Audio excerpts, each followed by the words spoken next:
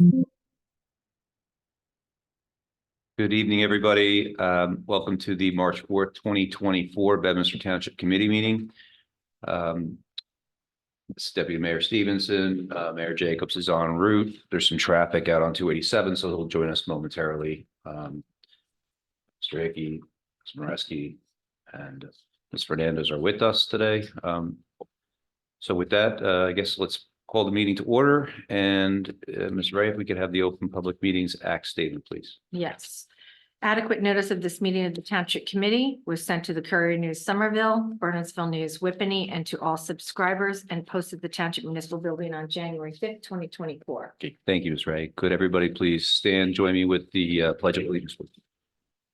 Pledge allegiance to the flag of the United States of America, to the republic which stands one nation under God, indivisible, with liberty and justice for all.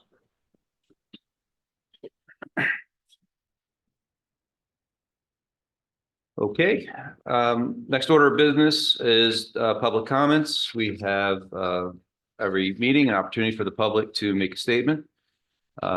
Now is that point of our meeting here tonight. If we have anyone in the public who would like to make a statement, please come on up, tell us your name and your street address, and we're ready to hear you. No? Okay, anybody online? I have no one online. Okay. Seeing none, we'll proceed. We've got approval of minutes. Oh, and let's pause for 1 second. Mayor Jacobs is now in the house. We got up to approval of meeting minutes. How soon has he been here? I was here a couple of minutes. 1 minute for you. We're not going to talk about the mile per hour. Well, I think you probably would have had to have a sports club. He does. Mayor, we have meeting minutes to look at and to take motions to approve. If you'd like to take over, that would be wonderful. Okay. I'll get. You get yourself situated. So we've got a February 12th budget work session number 2 meeting minutes. We've got the February 12th budget session number 2 executive session meeting minutes.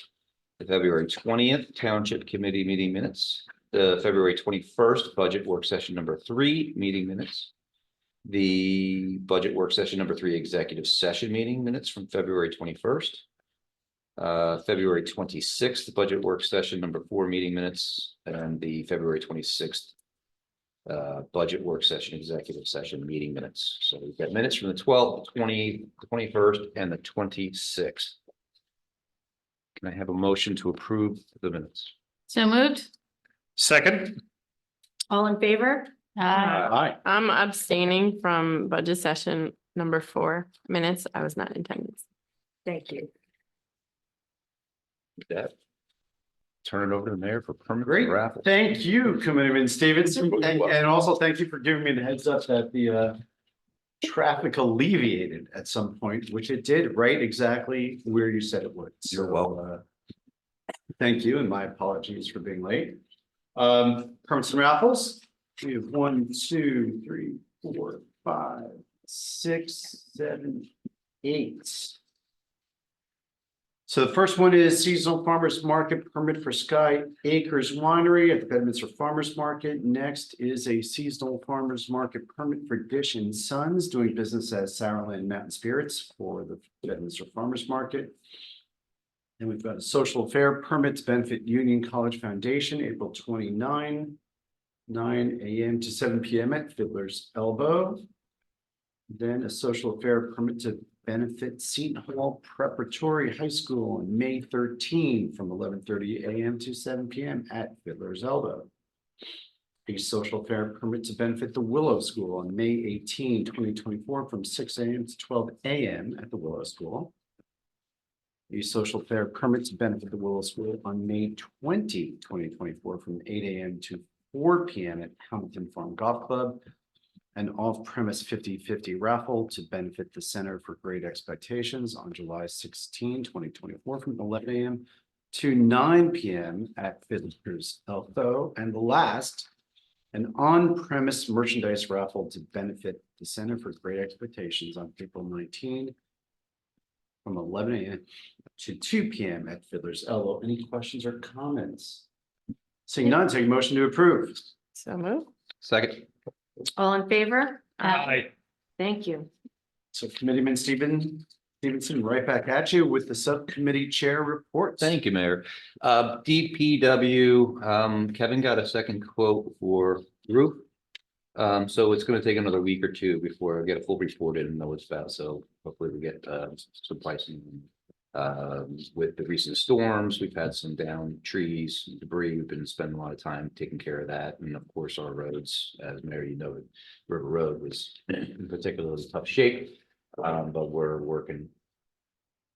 Get those roads back, drivable and get putting them back together again, so with the harsh weather comes, obviously, accelerated erosion and such, so.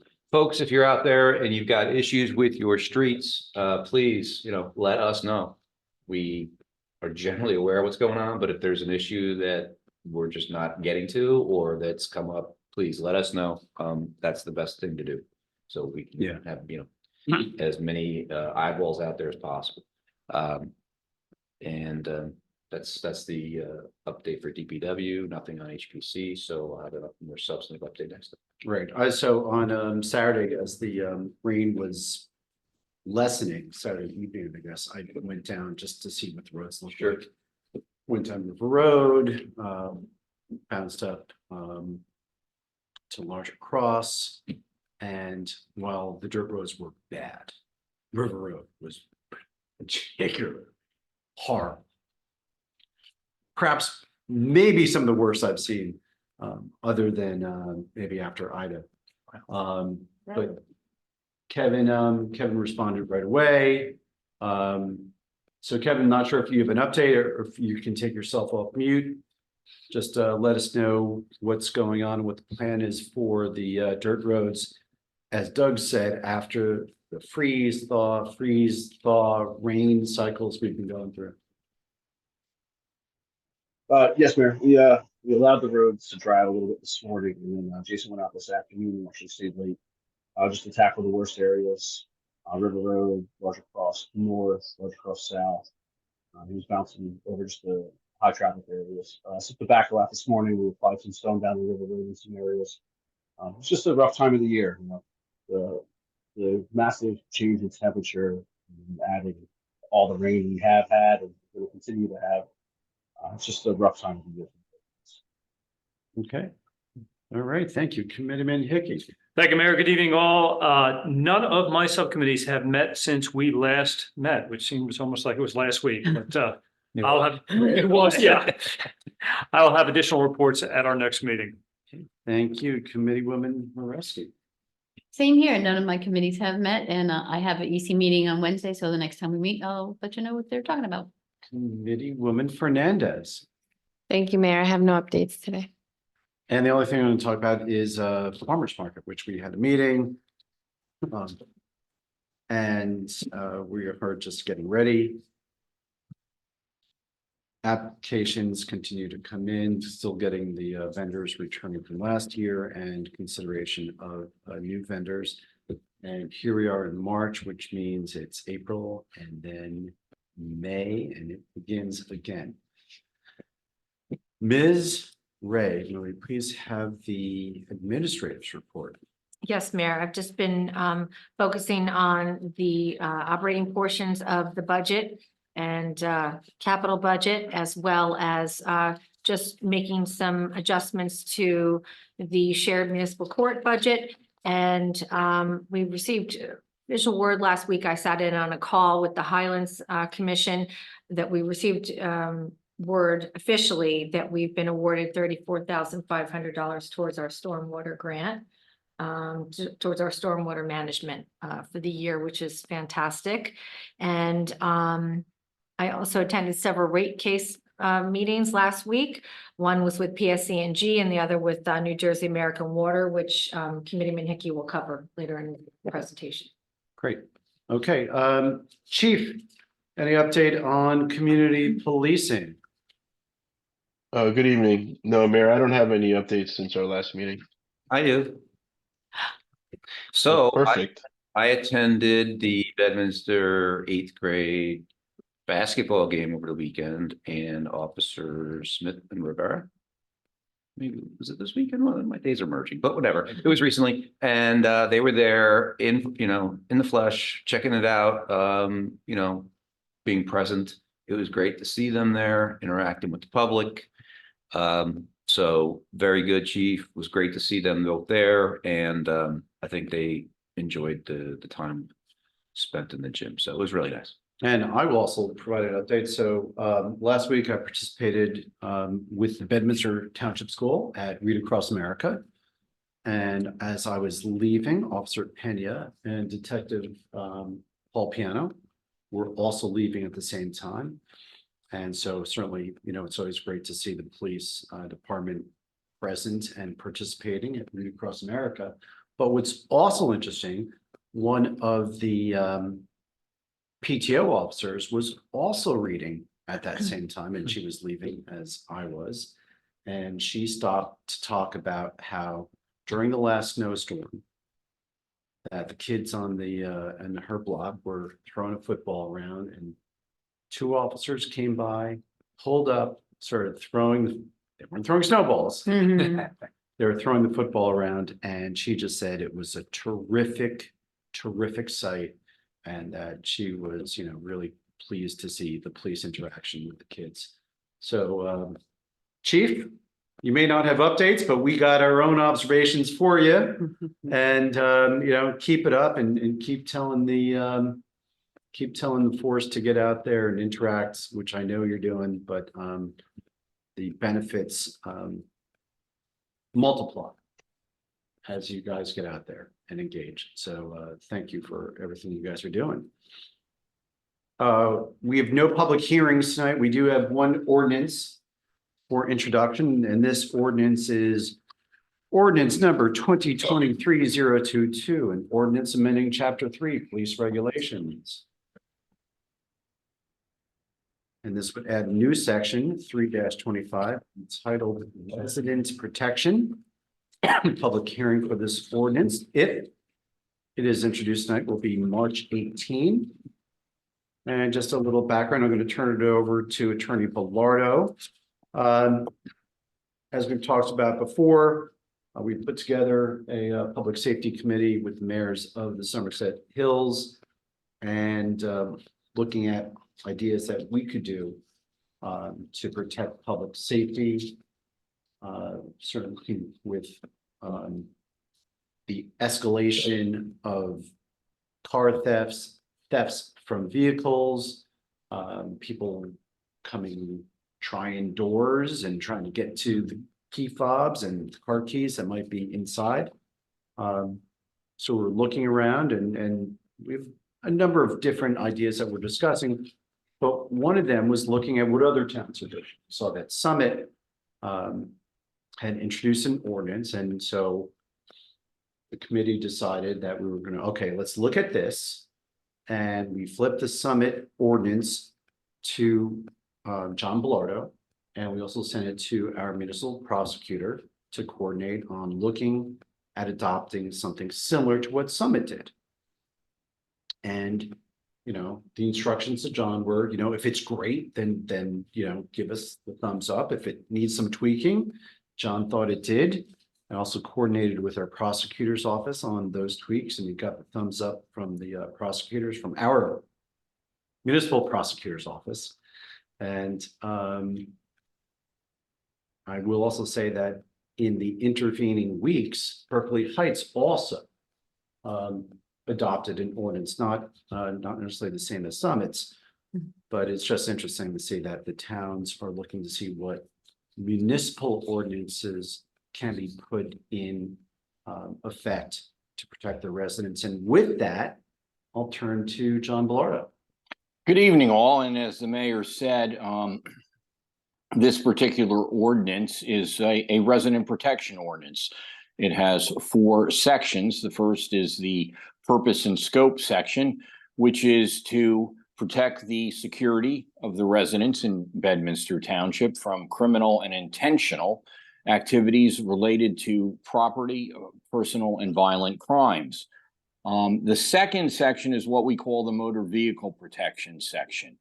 And it makes it illegal and a violation of the ordinance for a person to knowingly, and we added to this particular ordinance, the mayor mentioned tweaks from the Summit ordinance, and I did discuss this, as the mayor indicated, with prosecutor Stephen Davis. We added the word knowingly to prevent someone who happened to accidentally wander onto a property from being prosecuted.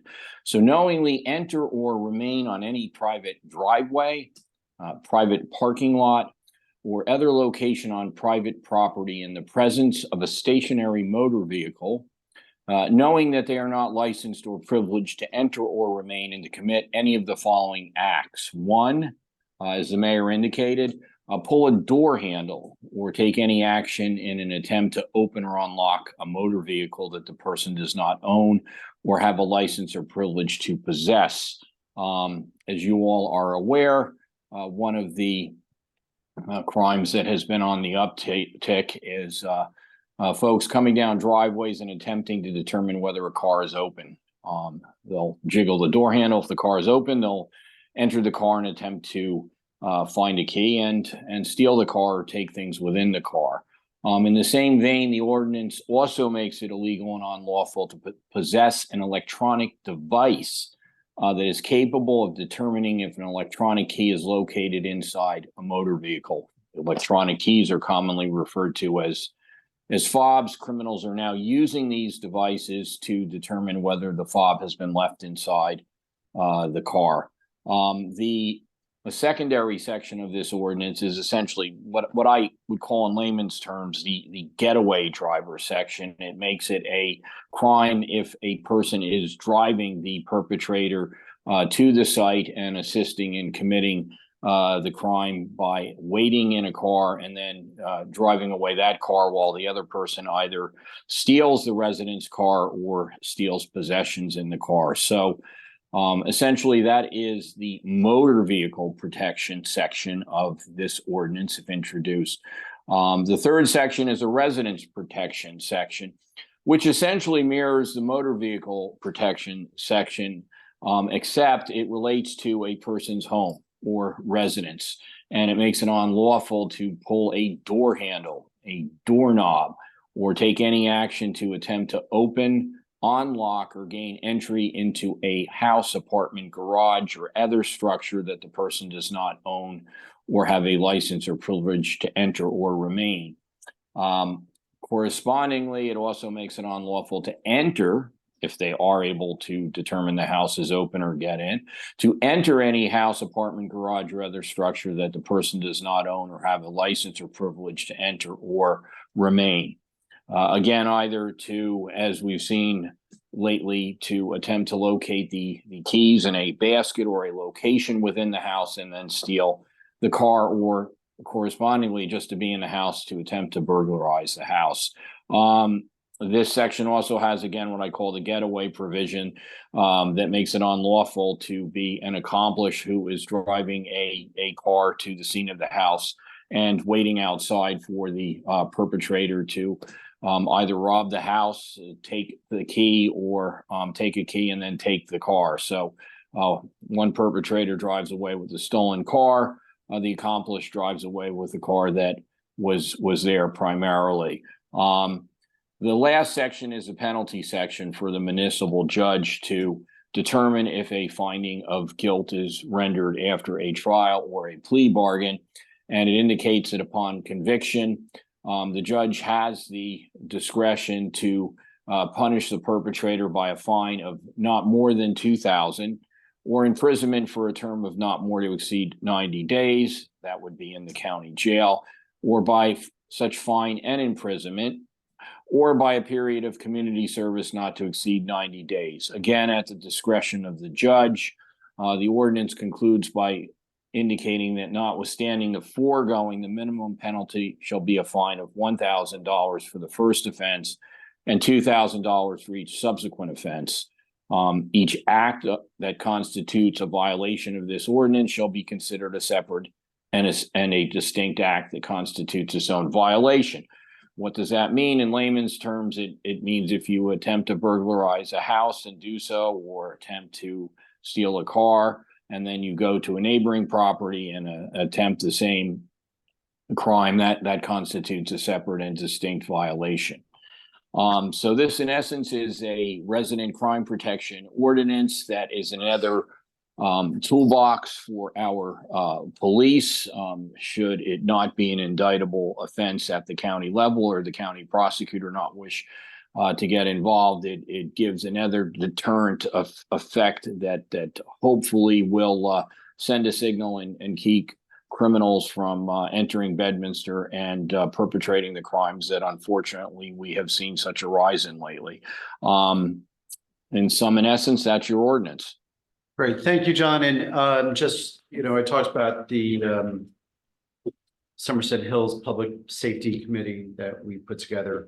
And the concept was that after this ordinance went through review by John and with the municipal prosecutor, who's also the municipal prosecutor for every municipality in our shared court.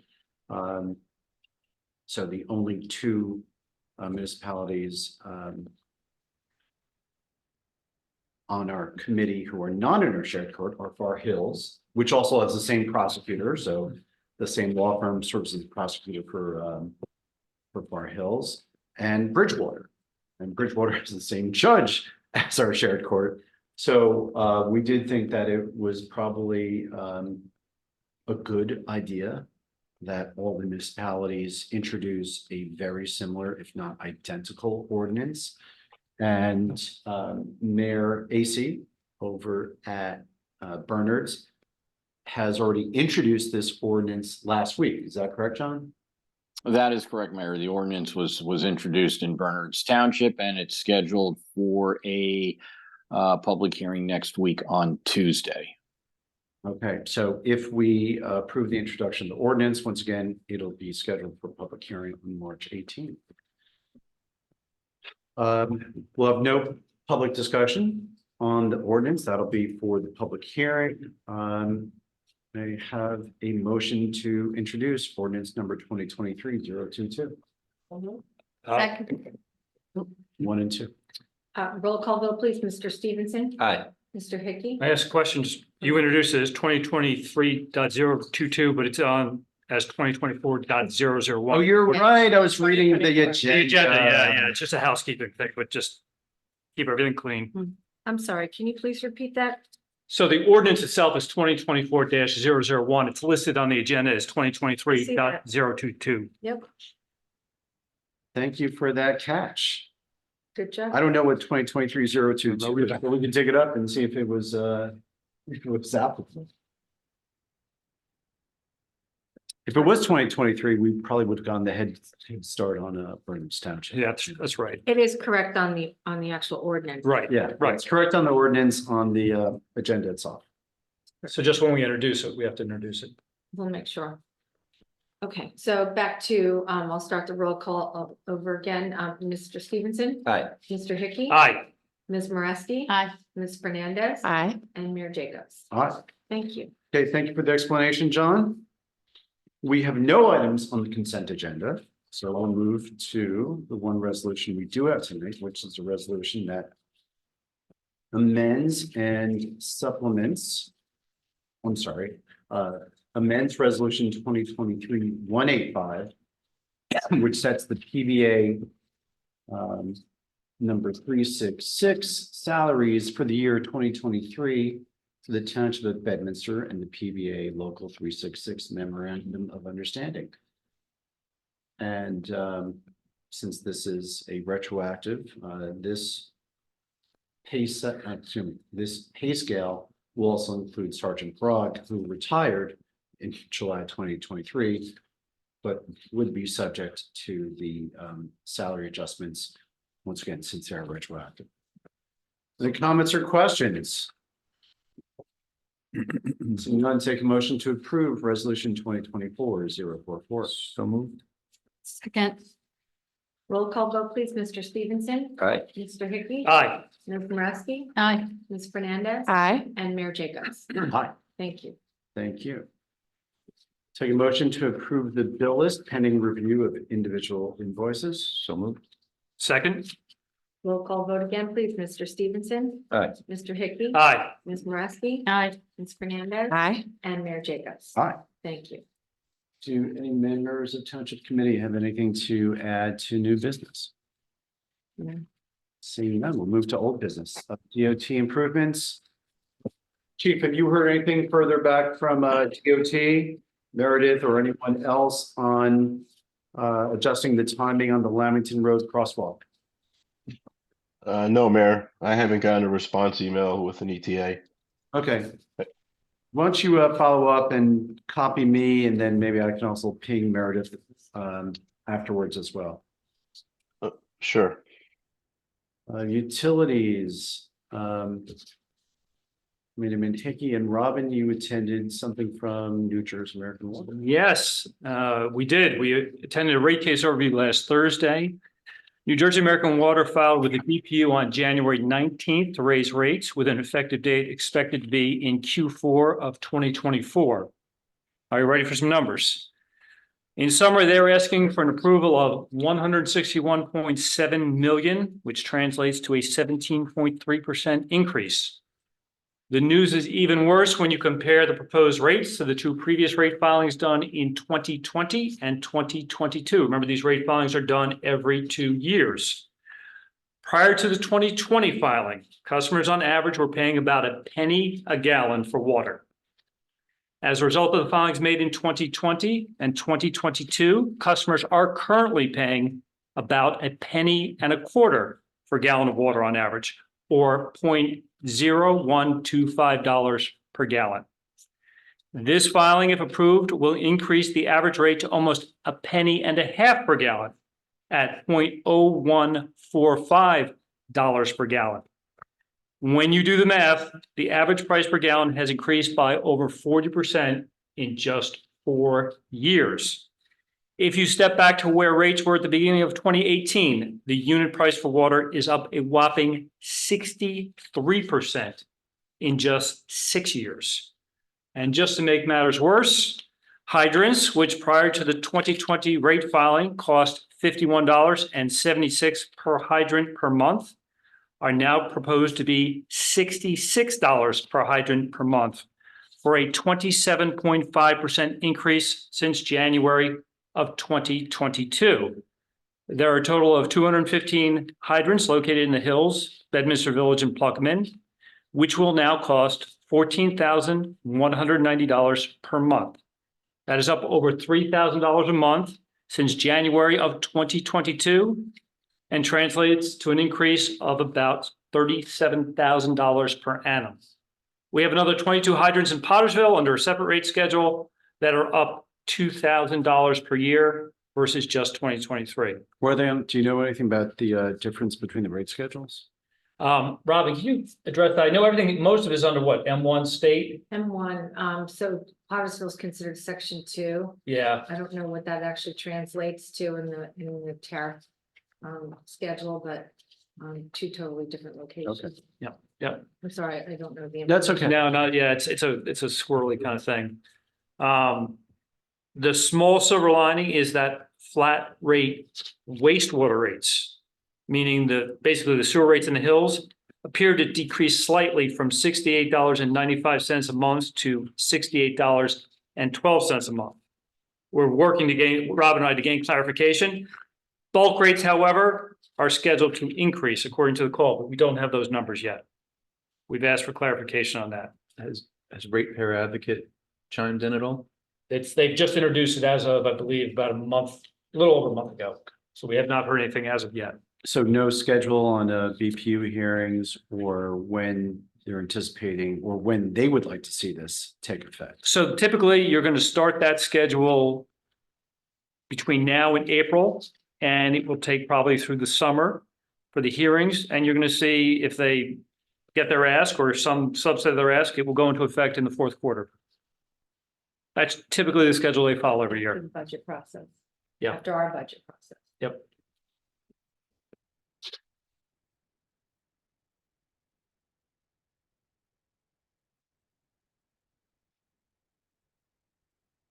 I can give you a little bit better news on Do you have better JTPL. news? Yes, just well. Well, I'm happy to report that we experienced only 7 small power outages during windstorm event last Wednesday, which impacted just a handful of customers. These were mostly due to downed trees and branches in several neighborhoods. On the flip side, you may have noticed we didn't experience any major outages, which I suspect is because JCP&L has been much more aggressive in their tree trimming efforts over the past several years. So trim, baby, trim, because we did avoid what was some major outages that occurred in other parts of the state, did not occur here. Yeah, I did hear from some residents on, off Montaton. And, by the time I reached out to, Yolanta at JCP&L, which was Friday morning, literally they had just Yeah. come back online. Deerhaven was also out. Oh, really? Yeah. We were to Pack Road, so we were out for over 24 hours. Really? Yeah, Okay, Yeah. yeah. but only half the street, which is all. Only half the street. Yeah. It's like the other half must come off on different lines. Right. Now, I worked with Yolanta on that one. Old Farm Road was out until Friday morning. That was a more complicated problem. They worked to get that prioritized and restored as well. So they were working, and like I said, it's fortunate there were only handfuls of customers as opposed to hundreds or thousands of customers. And update on Altice and bringing fiber to the hills. No update. They are still working on the build in Knollcrest, and I am still trying to resolve that database issue and escalating it so that they can onboard existing Altice customers onto the new fiber network. So more update when I have more information. And what about we're still with 2 holdout associations? We have 4 associations that have not signed. One that has indicated they would like a clean copy to sign. One that says they are ready to sign. It's just a matter of procedure to get this is in Crestmont, Renee, because I guess you had a board turnover in November. They're trying to make sure. All of them. All of them. That was all 5 positions apparently. So they've said, yes, we're signing it. We'll sign it within the week. We haven't heard anything. We have one more, which we owe some documentation to, which is Crestmont Highlands, and a 4th, which is Stone Run, has gone MIA. So in theory, they would be the only one who would not have fiber in the hills. Thank you for the update. Yep. John, Doug, I assume nothing updating on Pluckman Park? Correct. No, Mayor, nothing. Somerset Hills Public Safety Committee, so we did have a meeting or a phone call this was last week, maybe 2 weeks ago. And so we talked about the ordinance that we introduced and that Bernard's introduced last week. We also talked about reaching out for different funding sources to install license plate readers and coordinate, if we can get them, the installation among the various towns and also perhaps with Somerset County. Mayor AC from Bernard's took it upon her task to reach out to New Jersey League of Municipalities and to the New Jersey Conference of Mayors. And I took it upon my tasks to reach out to Somerset County. I have reached out to Colleen Marr at the county to see if this is something that the county would be willing to participate, perhaps either in coordination or funding for license plate readers. And Chief, if you're there, can you just quickly describe how these license plate readers, what they do, how specific they get, and what's the purpose of them?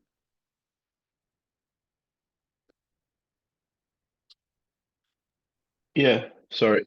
Well, it depends on which model you get, but in general, they all any vehicle that drives by, it runs the plate, and if the plate is on a hot list, meaning it's stolen, it sends an alert, and the alerts are sent to how you set it up. So you would probably set it up with officers that are at work, so they'd instantly get an alert that there's a stolen car that just drove by, and the idea would be to flood the area to try to intercept the vehicle.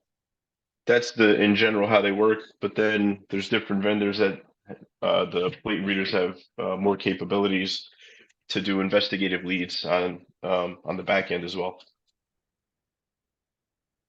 So, and the issue is not that it could be that, hey, my car is stolen. Okay. That's the unlikely scenario. The more likely scenario is that a car is stolen from another jurisdiction and is brought to our area as the drive-up car Yeah, to take a nicer car yeah. where the money's at. So it's really not as much, right? Because if your car is stolen in Bedminster, by the time you realize it, it's already gone. But it's really about, as the chief said, stolen vehicles or other license plates that are on a hot list, like that we know that car has been involved in other incidents. See what it's up to. Right. And Chief, he also said that it can get more detailed than just license plates. It can get a little, yeah.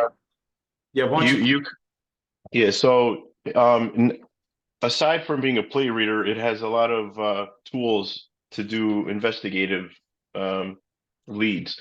So you could literally, in one model, you could put in the database, I'm looking for a car with this bumper sticker and a roof rack. I mean, and get very detailed, and you'd be able to search the database. So that's a reactive investigative tool that you can use with the plate readers as well. All right, so that's certainly something that our Public Safety Committee is looking into, to seeing if we can find ways to get some funding from county resources, maybe from state resources. We also did have a update with Congressman Kane, and he was going to look at possible funding scenarios that might be available through the federal government as well in his office. So we do expect some updates from Congressman Kane's office on that subject as well. And our committee has another meeting next week. We'll go to Township Committee comments now. Start with Committeeman Stevenson. Thank you, Mayor. No comments. Committeeman Hickey. Thank you, Mayor. I just want to mention, along with Miss Ray, I had the opportunity to attend an extrication drill that the Far Hills Bedminster Fire Department hosted this past Saturday. It was an opportunity to see the new whole Matro rescue tools that were approved as part of the 2023 capital budget. We all know what the jaws of life are, but this set of tools, which includes a battery-powered cutter, a spreader, and a ram, are game changers. You put yourself on the scene of an accident, be it on a local road or on 287 or 78, and you suddenly realize that there are people in those cars, and every second counts. The sooner you can get the victims out of those vehicles, the more likely they are able to survive a serious accident, and that's what these tools enable. As we mentioned before, Saturday was a cold, rainy, miserable day. Despite that, these volunteers were out there starting at 9 a.m. and they drilled and practiced and learned for the next 4 hours in a constant downpour. Rob and I were there. We were getting wet. They were getting a lot wetter. So just kudos to our tremendous volunteers. And many thanks to Chief Brianza for extending the invite and letting us see our investment in action. And that's all I had, Mayor. Great, thank you. Committeewoman Mareski. No comments tonight, Mayor. Thank you. Committeewoman Fernandez. No comments, Mayor. And my comment is, again, thank you to Superintendent Jen Giordano, Principal Corby Swan, and all the teachers at the Bedminster schools and staff who helped make Read Across America another success. And with that, I'll take a motion to adjourn. So moved. Second. All in favor? Aye. At 7:45, we are adjourned. Good night, all. Good night. Thank you, Good John. Everybody. Thank you. Bye. Thank you. I just want to stop.